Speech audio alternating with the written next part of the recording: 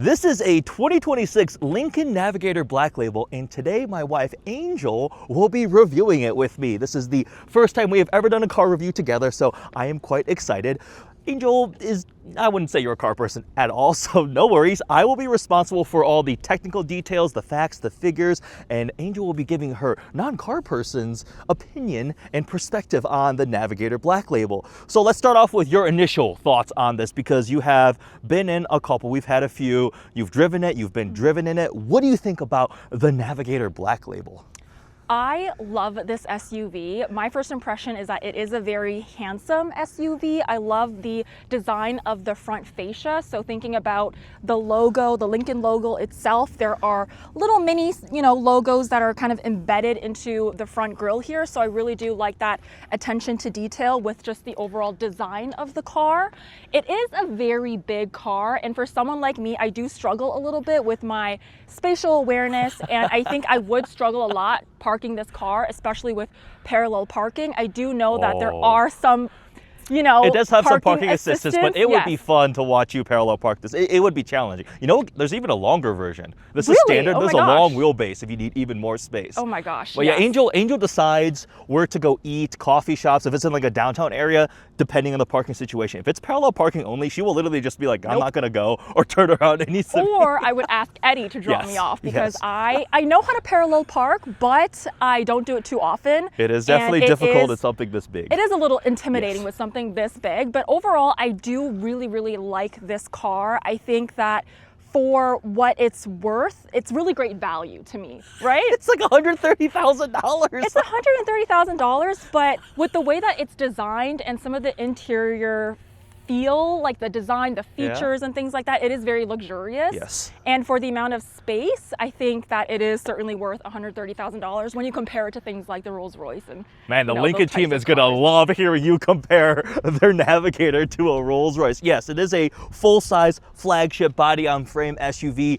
Competitor really is the Cadillac Escalade. Like these, if you pull up next to a Mercedes GLS or a BMW X7, the biggest SUVs from the German brands, these are just so much bigger. Yes. Like they're absolute behemoths, the American way of doing it. And here as a Black Label, top of the line trim. So it has all the bells and whistles, the nicest materials, tons of tech, some really cool fancy things like the fragrance aroma to make it smell nice. Exactly, that's what I mean. For $130,000, you get a lot of different features, and I mean with the self-driving as well. Blue Cruise. Yes, Blue Cruise, thank you. I love that because I do drive a lot for work. So I do drive to Indiana, to Ohio, different areas in Michigan. So basically traveling a lot in the Midwest, I think having the Blue Cruise program is really just desirable for someone like me. Free. So yes, Angel definitely is a fan of this. I like these quite a lot too. So let's go handheld. We'll take you guys on a tour of the exterior, check out some of the design, the cool details, 24-inch wheels. We'll check out the interior and then of course take it for a drive. Oh, you want me to point out some things? Yeah. Oh, okay. Well, the first thing I notice about this car is this beautiful paint color. It is a light bluey, kind of sparkly, it has a little bit of a sheen to it, right? Yes, metallic white. Yes. Wait, what? Metallic white? Yeah. There's no white in this, hun. Wait, what do you mean? The whole car is white. This is blue. No, that's white. This is a blue car, hun. This is a light blue. Isn't it like... Oh my God. I think it was my sunglasses that was tinting it. Wait, we've had that for a whole week. That's white. Oh yeah, you're right. Okay, sorry. Okay, my sunglasses, like, it makes it look blue. Okay, I think I'm actually a little bit colorblind, to be honest. I actually think you might be, even though like genetically that's very difficult. Oh my God, you're right. But it's a nice metallic-y white. Okay, it's my sunglasses, but yes, it is a white. I do like this color too, though. Never mind, you don't match. I was saying that your shirt matches the color of the car, but it definitely does not. So that's my bad with my eyes. But it is, yes, you're right, a white metallic-y color. Look at the wheels. These are so cool. These are 24-inch wheels, and they have this subtle bronze accent to them for the Black Label. They definitely are super unique in terms of the design and the color combination. This wheel on the Sunrise Copper is also really cool. Definitely one of my favorite parts of this specific Navigator. Now up front, we've got the really fancy lighting. It does greet you at night. You see, it looks like it's kind of strobing. That's just the camera frame rate. It's one big continuous light bar, which is really cool. There's the welcome sequence when it wakes up and it approaches you, or when you approach the vehicle at night. Does this come in an EV version? No. Oh, So powertrain, good thing to bring up. We have a EcoBoost 3.5 liter V6 under the hood, 440 horsepower, 510 pound-feet of torque. That is the only powertrain option. So the Cadillac Escalade comes with a, well, they used to do a diesel one, but it has a V8. You can get it as an Escalade IQ, the electric one, or the top tier Escalade V. Lincoln just gives you one powertrain for the Navigator, but it's a pretty good, strong powertrain. I don't know anything you just said. Just give me the horsepower. 440 horsepower, 510 pound-feet of torque. 440. 440. Okay. Yeah. But How it's much a is big. my Macan again? 440. No, your Macan is a lot less. 2? But your Macan also weighs approximately 1 Miata less than this. Is way bigger, heavier, whole segment up. A couple other design details. You get the Navigator lettering there. We got the power deployable side steps when you open the door, which is important for climbing in, especially for those that are vertically challenged. You know, the entire car, the entire design of the car reminds me of like a white cake with black piping, like black frosting. Interesting. That's what it reminds me of, yeah. Are you sure it's not a blue cake? It's a white cake. This is the standard wheelbase version. There is the Navigator L, even longer. And we have a interesting subtle little like striping here in the glass. I just noticed that. And then around back, this is a cool thing. The Lincoln lettering is like recessed behind this almost like piece of glass. Oh, yeah. So it's almost like it's a display case. You get the full width light bar. And here's something really cool. I don't think I've shown you this yet, honey. The tailgate is a split tailgate. Oh, cool. So you can open the top half and then have the bottom here. So for example, if you have groceries or stuff in here, they won't roll away, around, right? yes. And then you get the other thing, you press here and you can open the bottom half. And if you want to like sit on here or something when you're like tailgating or hanging out or something. Yeah. Pretty sturdy. nifty, right? Yeah, Yeah, 100%. So this is the split tailgate design back here, which is definitely cool. I wonder if it's power. Well, yeah, it's power. It's a Lincoln, of course. So split tailgate back here. We've got the third row folded up. It's a 3-row SUV. Personally, I don't love the rear end styling as much. I don't know, something about the angles of it is a little bit more awkward to me. I think the Escalade rear end looks a little better, but it's also hard to style something that's the size of a house. Like these are massive, massive SUVs. I wouldn't say the size of a house, but it is very bulky. It is. Yes. Slight exaggeration. You called me out on it. We get a nice welcome sequence across that massive panoramic screen. This is a 48-inch display, essentially pillar to pillar. You have the little speakers on either side. I do like that the speaker perforations feature a little bit of a Lincoln logo. You see there horizontally between them. Navigator lettering, and then you have your lower infotainment screen. This is a touchscreen you actually interact with. What do you think about the massive screens? I do like that. Although when you are using Apple CarPlay to hook up the navigation, it doesn't actually, it's not mirrored to the dash. Yeah, so here, that's right? the built-in nav if you're Okay. running Google like native. And then if you're running CarPlay, it's the screen It's down just here. down You there, are yeah. correct, yes. Go ahead, close the door. If I'm being picky, this does not have soft close doors. And it should at this price point because the Cadillac Escalade does. But this massive screen is pretty cool. You know, you can change the widgets there. Oh, So right now we have it on the time and date, yeah. trip computer, and then fuel economy. But if we go down here, you can arrange widgets. So if I want compass instead of fuel economy, you just drag and drop it over there, and now we have the nice. compass. You can have weather Ooh, over that's handy. and that one. Yeah, so you can see, enable location sharing. Yes.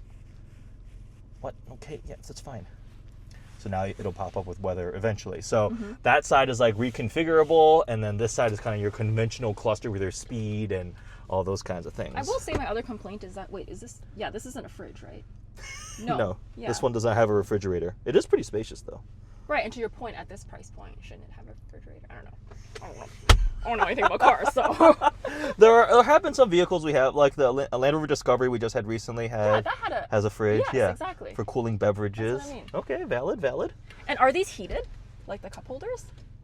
No, I don't think these cup holders are heated. These are just normal cup holders. But what car were we in that had heated and cool cup Mercedes holders? S-Class had Oh, heated cooled cup holders. okay. I think Dodge actually might have And heated. is that comparable price-wise or no?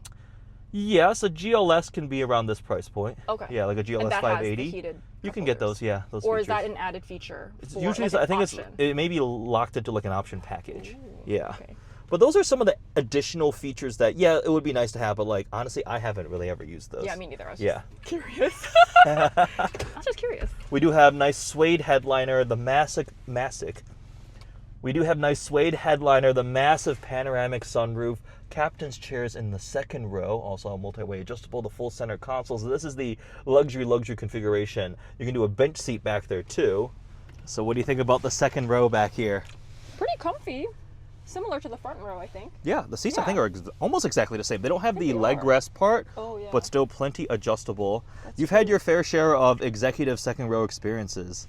Genesis G90, S63 AMG 7 Series, so you are a connoisseur of Yes. being Of chauffeured. the backseat experience. Legroom's decent. I moved the decent. seat to kind of where a normal person would sit in your 5'10"-ish. 10, yes. Yeah. Yeah, pretty comfy. So you got a ton of storage though. I will say that. There's a bunch of storage down in here. That's what Angel found earlier. All underneath Oh, that. what's this? More. Oh, so there More you go. cup holders. Oh, Look okay. how excited she That's gets about so cup cool. holders. So there's 6 cup holders. 1, 2, 3, 4, 5, 6. Oh, that's awesome. And you have a full, looks like 400-watt outlet. So you can plug your laptop in there, do work in the back. Oh, awesome. This like comes up too. Yeah, that was that little storage thing. This is That's a really little mini cool. touchscreen for your seats, climate, things like that. So you do have Oh, you have a massage in back the there. second row. So your right seat here. The Black Label means that it's top tier, right? That this is the most luxurious version. So this has all the options, or is it a Black Label plus you can option it up? There even are more? still a couple other standalone things, but this is a pretty high option Oh, one. okay. This is chauffeur mode. Oh, so we can Oh, move that whoa. seat for you, right? Just remember, like in the S class. So if you want maximum space, it can get out of the way. Oh wow.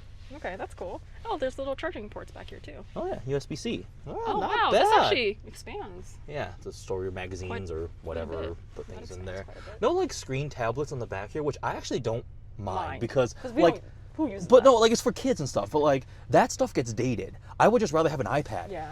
that's Right? Like true. put an iPad holder back there because everybody has an iPad now if they have like for entertainment and like things like that. So I would personally rather Yeah, that. pretty good. Headroom's pretty good. Third row space is actually somewhat Decent. usable. Oh, look, there's a seatbelt up there. That's the middle seat one, I think. Anyways, shall we go for a drive, hon? Yeah, let's You go. drive. Oh, okay. I get to be passenger princess. So this is an interesting thing.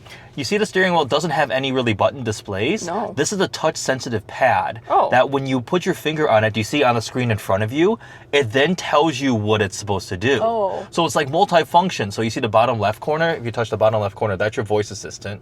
So press that, you gotta click it. Oh. Directions to Starbucks. Cool. It runs a built-in Google now. Sorry, I don't understand. Oh. Okay, now. How do I move this lower? Because I can't see the Oh boy. All right, so here's where it gets challenging. Why? You see the only illuminated thing on the right pad? This? That little thing, it's a steering wheel Oh. and mirror. So you first have to press that. Okay. So now you see the little icons on the screen telling you what's been adjusted has now been updated. So now you have to press the one in the middle, the top middle, that shows steering wheel adjustment. Oh, this one? Now you can move the steering wheel using the directional pad.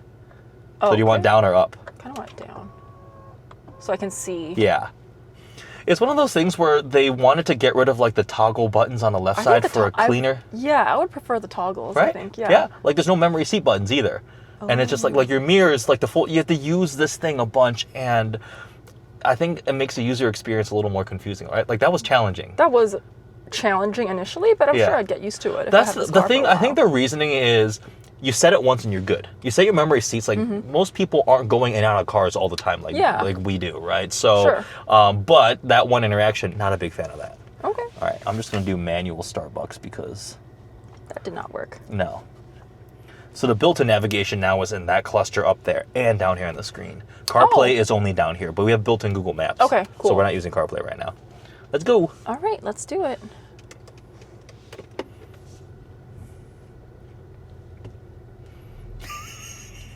It takes a hot minute for me to get used to a car and just how big it is, right? That's normal. I mean, you daily drive a Porsche Macan, which is like A lot 3 smaller. segments smaller than this thing. Yes.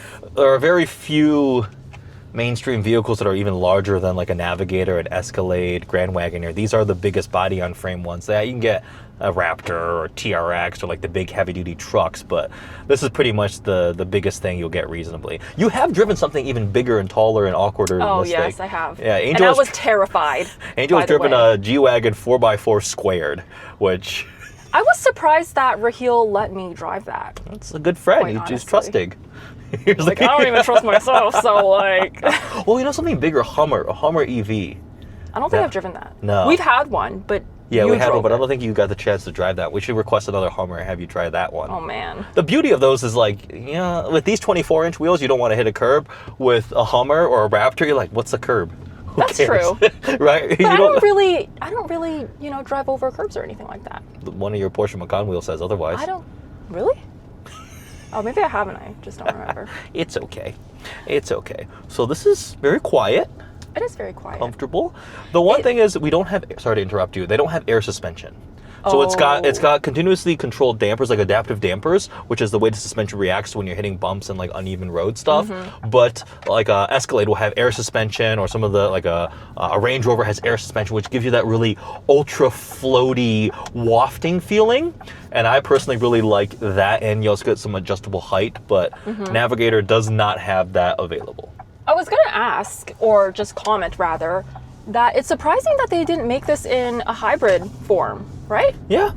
Do you think they are planning to do that, or? I don't know what Lincoln's powertrain strategy is going to be going forward. So, like the Nautilus comes with a hybrid. Oh, it does. Okay, that that's one, perfect. yes, but this top of the line one hasn't been given any other powertrain options. Okay. It shares a lot of architectural stuff with, well, the Expedition and F-150 ultimately, but they do have, I mean, there's the Power Boost, which is a hybridized powertrain from the F-150. That could be really cool here, right? A plug-in hybrid, give you some electric range, even more power and torque, slightly better. As long as they have it for the Nautilus, I don't think I would get something this big anyway. I'm thinking about for me, But right? we're reviewing this for people who might want to buy a Navigator, and yes, there is no hybrid powertrain available. And this, they call it the EcoBoost engine, which in most applications is much more emphasis on the boost than the eco. Like, we're doing 15.7 mpgs. So even though it has a twin turbo V6 and not a V8, it's not like you're getting like 25, 30 miles per gallon.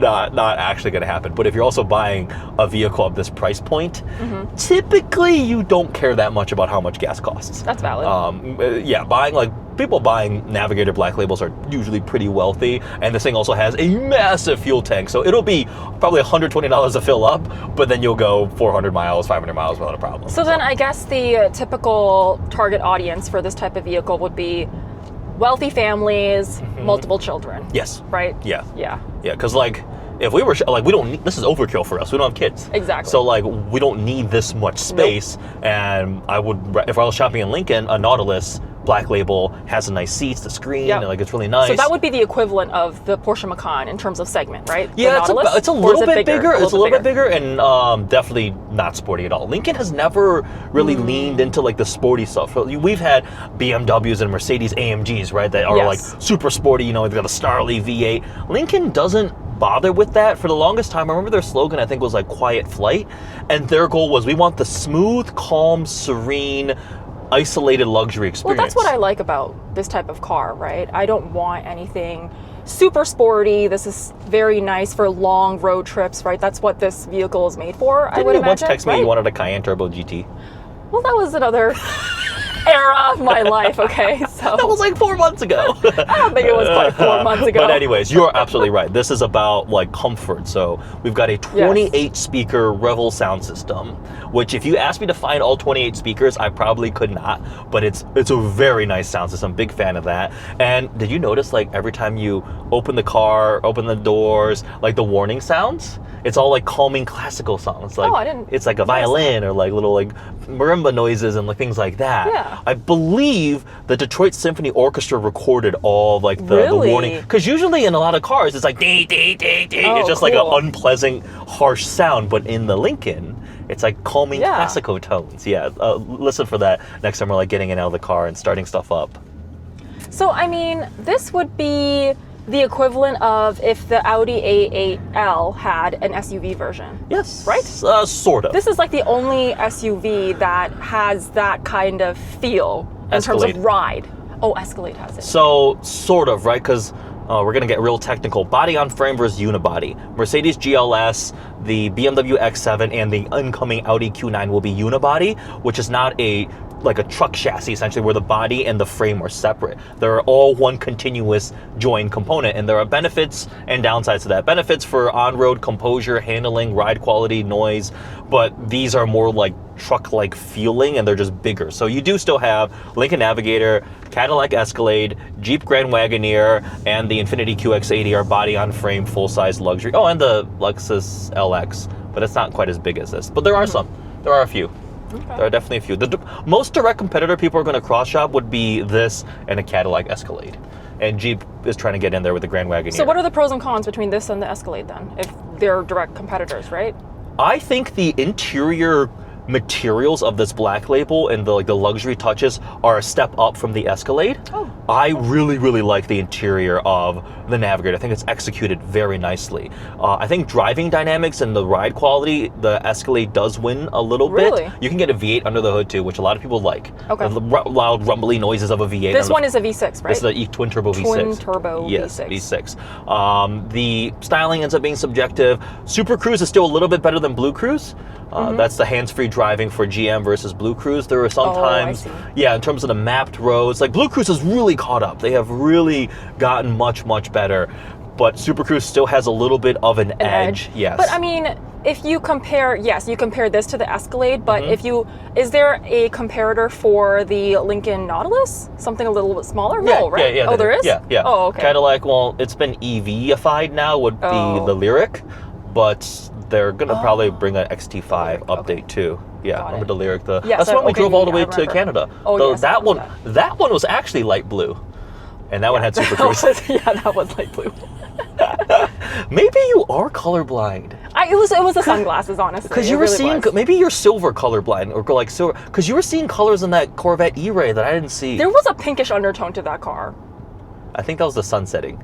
No, I swear to God. We're gonna go home and do one of those colorblind tests, little circles. We did do that, and we got equal scores. Okay, fine. For sunglasses. I was just like, what do you mean blue? This is very much metallic white. It's like, hold on, what's going on? I don't know. But I mean, driving around like this, like, what do you think? Would you daily drive this? If you, let's just say we have 2 kids, they play sports and all sorts of different things, and that you need this cargo capacity, and we can afford it. I don't know. To me, this is still very bulky. Yeah. You know? And I think perhaps the Nautilus, we would still be able to chauffeur our 2 kids around with all of their sports equipment if they were doing sports, right? So this is too big for you? I think so. Do you think you get used to it? Potentially, I could get used to it. I do like big cars, tall cars, being from Canada, right? But like, part of me, I think... what does being from Canada have to do? Well, being from Canada and like there's a lot of snow. Well, I guess there's a lot of snow here too, but I think being in Canada, there's much more snow, right? So having a larger car with just navigating the icy roads, the snowstorms and stuff like that back in Toronto, that's really what gives me a little bit of peace of mind, is just having that bigger all-wheel drive type of car or SUV or whatever. But I think for the purposes of Michigan and for the purposes of the fact that I don't really park that well, I think a Nautilus is more my kind of jam. Floor it. Ooh. Still pretty quick. Powerful, like it's quick. You feel the torque. Torque is what you want with something like this. Yeah. 10-speed automatic. When you equip with the right package, you can tow a bunch. That's the benefit of body on frame too. Usually the towing capacity ends up being pretty substantially higher. So like this thing, people can use it to tow a small trailer or a boat or something like that. So. Is this technically bigger than the G-Wagon? Oh, way bigger. This is way bigger. That's what I thought. Bigger. That's what I thought. Okay. Way bigger. Not the 2x2, but or the 4x4. The 4x4. The 2x2. Whatever it's called. The 4x4 square is lesser known sibling, little 2x2. That'd be like a Suzuki Jimny. The 4x4 is a different. That's like so 3 feet taller than this thing. But the G-Wagon's really skinny. Yes. And way shorter, right? Yeah. This is size. This is opulence. This is scale. Because I drove the one that we had, the blue one. The G63? Yeah. And that didn't feel as bulky as this car. Total different segment. Yeah, different segment. And it starts being interesting because like when you said this is a good value, well, It is very, very expensive, but when you start looking at some of those other vehicles, I mean, we're talking 200 grand for a G63. Yes. So yeah, you do get a good amount of, you get a lot of a vehicle for your money. You get That's what I lots mean. of tech, lots of luxury, nice interior. Yeah, Like I don't want to come across as out of touch, but that's what I meant in terms of like you get a lot of car for the amount of money when you cross compare to some of these other luxury brands, yeah, right? the big Yeah, SUVs exactly. and the things like that. I think they've done a very, very good job with this new gen Navigator. I really like the direction Lincoln's going. I was saying, in my happy dream world, it'd be cool if they threw the Raptor R supercharged V8 under the hood of this thing and had an Escalade V competitor. But, Remember but my question is, why would you want a V8 in an SUV, right? Like the purpose of an SUV is, you would imagine, to chauffeur your kids around, to have more of like a comfortable experience. Like why is there not? a need for a V8? Oh, you're thinking too practically, I don't honey. know. Why not? Because But, loud yeah, and 700 horsepower, and you can do a rolling burnout. In an SUV? Yeah. But that's what your sports cars are for, though. Yeah, but some people can't have a sports car. They need practicality so you can still have fun. All right. You're thinking too logically. Us car Well, that's people just aren't my- always my logical. brain. Yeah, It's yeah, like, yeah. Why would you need a V8 under the hood? Because that would inevitably make the cost go up, right? Stop being so practical and I don't know. responsible, honey. That's just those are my thoughts. No, that's 100% valid. a It's not a non-car rational, reasonable need, but Escalade Vs are selling like crazy. Really? So People there's a segment of people that actually that want want a almost 700 horsepower supercharged V8 SUV with massage seats that barrels down the freeway getting 8 miles per gallon. I guess when I'm on the road, I'm a little bit of a timid driver. So even if I did have a Sure about V8, yeah, if I have a V8 sure under the about hood, I that? wouldn't use that. What do you mean? You sure about that? Yeah, I think I'm a pretty timid driver. Although when I was driving the LC500, that was a lot of fun. See? V8. Yeah. But Oh, it's that a was sports wait, car. that was a V8? Yes, that was a The naturally aspirated LC500 was a V8? Naturally Oh, I as didn't know that. glorious, glorious. okay. We're getting off topic. Back to the Navigator. What are your final thoughts? I like Driving it, being chauffeured in it, going downtown. This is really nice. Yeah. I've always really loved the screen Mm-hmm. and just how, again, luxurious the interior is and all of that. I think it's a really great option for those looking for just larger SUVs that are more comfortable. You know, when you're like wafting, it really does feel like you're like wafting Yeah. on the road, right? So it does that very well. So I like it. Did you enjoy your first car review? Is this my first car review? I think so. I mean, you've been in the vlogs. This is the I've been in first the like vlogs, yeah. technical four-wheel car review. You did a I mean, fantastic job, honey. okay. Yeah. Yeah, Comment appreciate below it. if you want to see more Angel wife car reviews. I think I love getting your opinion because it's very different, right? Like I've been doing this for so long and like all the technical facts and it's just a different perspective hearing what you find important and valuable, and apparently cup holders is number one. I don't know. Maybe it's just a me thing. Maybe it's just an Angel thing where I love cup holders. But I mean, there are cup holders on the side of the door, but to me, it's just not the same. Not the same. Right? I don't know. I told you, if cup holders are the most important thing, we need a Koenigsegg Gemera. Isn't there like none? It has 8 cup holders. What? It has 8 cup holders, 4 seats, 2,000 horsepower. Crazy. Like, Okay. we'll probably just spend $3 million. Let's not do that. Let's not do that. My final thoughts on Navigator Black Label. Interior is definitely a highlight for me. Mm-hmm. Couple things that I wish it had: air suspension, soft closed doors. I wish that there's a little bit more powertrain diversity, but otherwise, I mean, the screen is so nice. Also, one thing I don't like is the steering wheel touchy button things. Like, I don't mind the squircle, but I hate the touchy stuff. It's actually starting Hate to is annoy a me. pretty strong word, though. Yeah, Like, it's pretty frustrating mind having it. to interface with it. Okay. Yeah, it's too many steps to get to something that should be a quick, easy adjustment. Okay, that's valid. Well, the same thing, like, hey, raise the volume, turn the volume up. I don't know. What do you press, right? Because if there's nothing lit up. Okay, luckily there is still a little spinny dial in the middle, but That's those usually are what I go for. those are basic UX things that I feel like could be a little bit more friendly, but otherwise, comfort, luxury, style, definitely checks a lot of the boxes. Again, very, very expensive, but it is a Black Label, and there's some other perks like service stuff. You can, technically, I think when you buy a Black Label, you can go to a dealership at any point and get a free car wash. Really? Yeah, any Lincoln dealer when you have a Black Label, you're supposed to be able to go and get a free car wash. They like pick it up for service, so you can just schedule it and they come to your house, grab your car, go service it and bring it back. So like the top tier, they start adding like some concierge experience stuff because it is pretty dang expensive. Like an entry level Navigator starts at just under $100K now. We have sunglasses. I'm gonna forget. Actually, that's a good point. We're not gonna do that. We're not gonna do that. Otherwise, yeah, there we go. Angel's first car review. The Lincoln Navigator Black Label. Thank you for humoring me, honey. You did a fantastic job. You're very welcome. And today we learned that my wife might be colorblind. Maybe. If you want to see more wife car reviews, comment below. Thanks for watching.